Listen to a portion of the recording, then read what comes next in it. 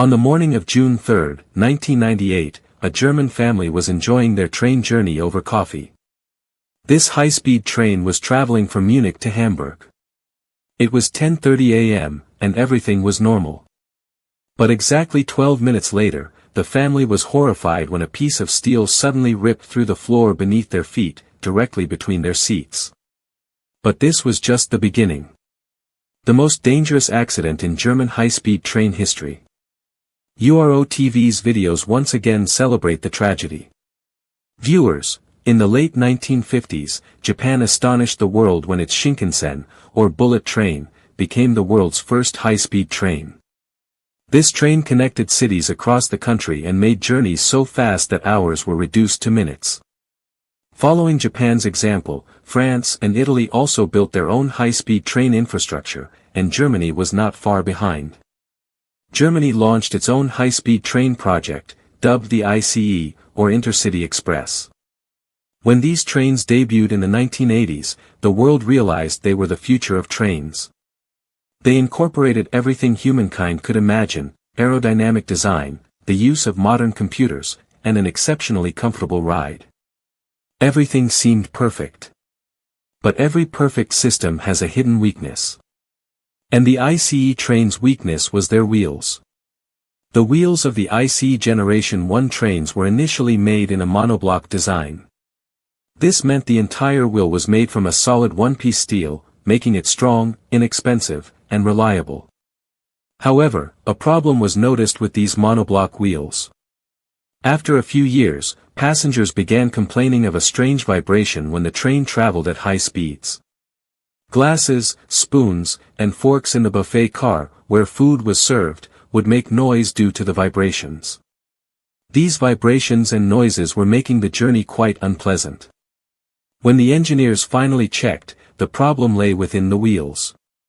The monoblock wheels were, of course, made in one piece, and the wheels were equally balanced on all sides. But if even 5 grams of weight is added to one side, then at high RPM, this extra weight will cause vibration in the differential wheel, and this is exactly what was happening.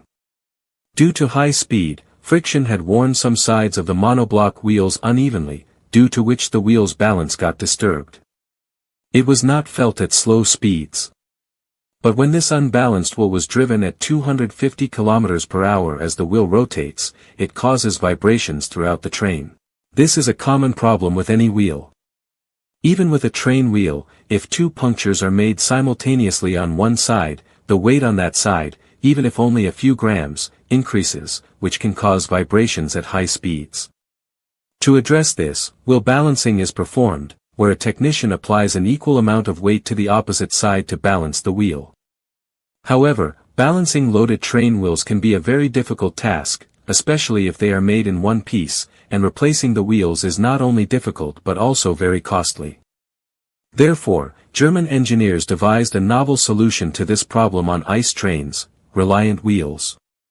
The unique feature of reliant wheels was that they were not one piece. The inner ring was made in a separate piece, and the outer ring was made in a separate piece. Between these 2 rings, a rubber ring was placed to absorb vibrations. This design was specifically adopted so that whenever the outer wheel wore out, only that part would be replaced, not the entire wheel.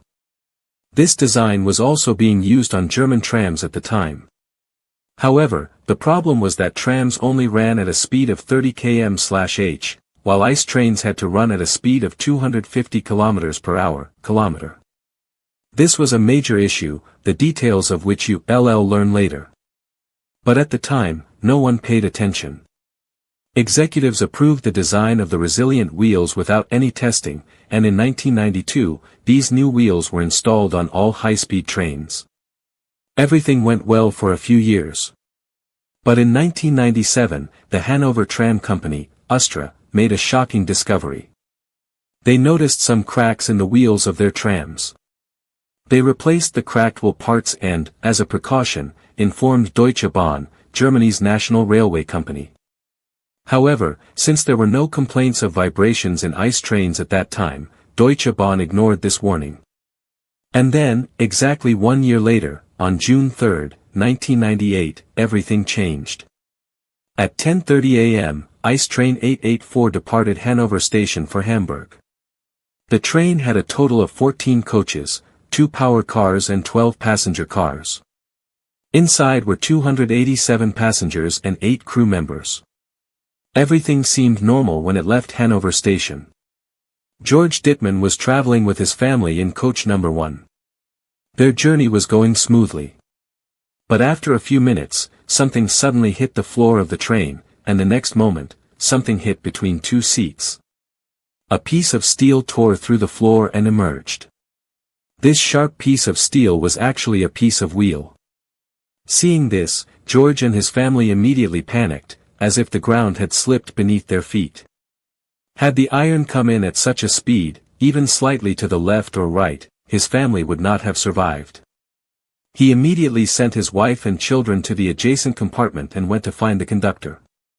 The conductor was in the 3rd coach at the time. George explained everything to him. But according to company policy, the conductor cannot stop the train until he sees the problem himself. So, together, they headed for the 1st coach. The train was still running at 200 kilometers per hour, and the vibrations were slowly increasing. By the time the conductor and George reached the 1st coach, the train had traveled 3 kilometers and was about to pass through a dangerous section where the track split. The broken wheel fragment, still suspended beneath the train, continued sliding along the tracks. When the train crossed the 1st section point, the tire fell off and struck the track lever, and at that moment, a dangerous event occurred. The track switch changed. Now, the 1st and 2nd coaches of the train were on one track, but the 3rd coach moved on to the other. The front and rear would be in different directions. The train's body twisted, and coach number 3 collided directly with a concrete pillar of a bridge. The horrific collision broke the bridge in half.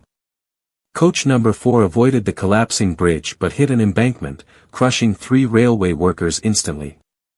Coaches number 5 and 6 were crushed under 300 tons of the collapsing bridge's concrete.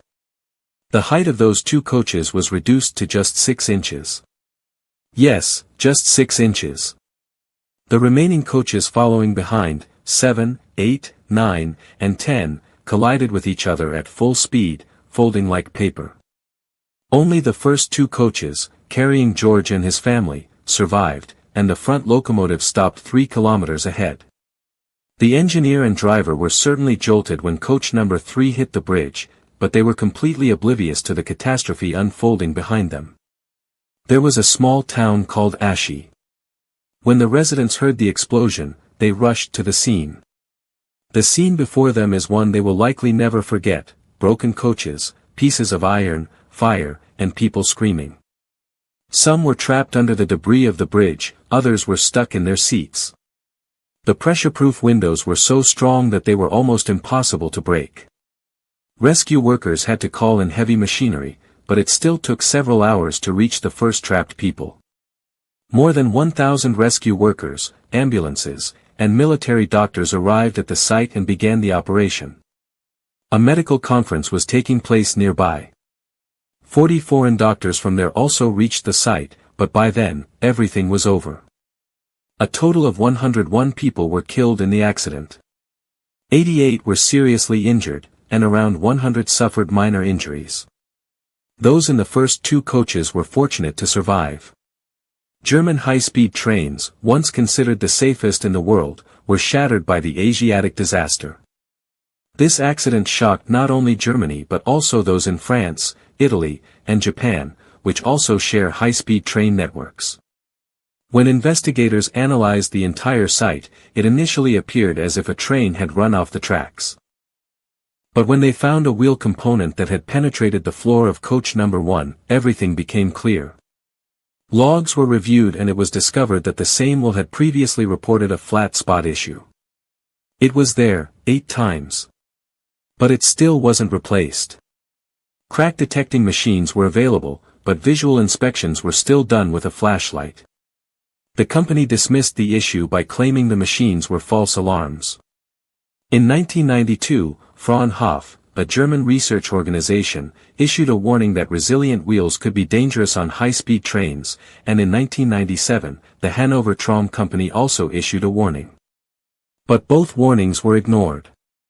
Engineers later explained that these tires rotated 500,000 times a day, at high speeds. With each rotation, the steel tire would compress slightly and expand again. This created fatigue cracks that grew larger and larger. The rubber in the center absorbed the vibrations, and no one realized the wheels were actually cracking. And then finally, on June 3, 1998, a single broken wheel caused a major disaster. The ET disaster is considered the world's most dangerous high-speed train accident. Following the accident, the wheels of all high-speed trains were replaced with monoblock designs, and all bridges around junction points were relocated to prevent a similar accident. Germany. After this accident, the government re-evaluated its entire rail system. Pressure-proof windows were replaced so that if rescue became necessary in the future, trapped people could be pulled out by breaking the windows. Even today, the Aschat disaster is taught as an example in German railway training centers. Monoblock wheels certainly have higher maintenance costs and are time-consuming. However, because they are cast in one piece, they are less likely to break at high speeds. And vibrations are a signal that the wheels need balancing. We hope you will like and share this video from URO TV. Thank you very much for your loving comments. See you in the next great video.